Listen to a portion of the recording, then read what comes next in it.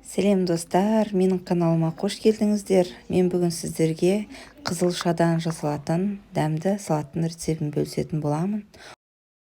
Салат жасау үшін бізге қызылша, сарымсақ, жаңғақ, майонез қажет. Ең бірінші осылай анарымызды алып, оны жақсылап үгітіп аламыз.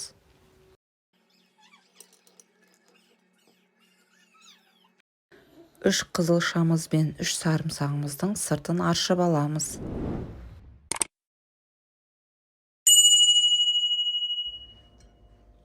Енді қызылша мен сарымсағымызды теркадан өткізіп аламыз.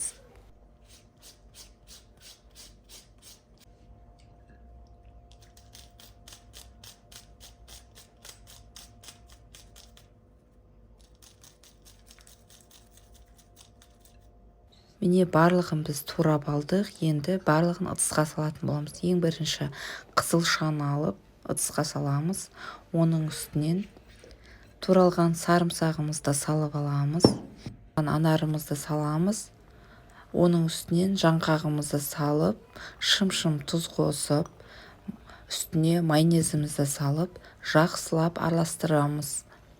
Яғни бүгін біздің жасап жатқан салатымыз сіздерге ұнап жатса, міндетті түрде лайк басып, коммент жазып, менің YouTube каналыма тіркеліп кетуді ұмытпаңыздар.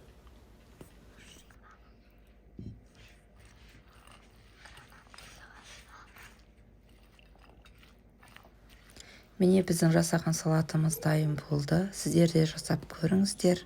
Өте оңай. Барлықтарыңызға ас болсын.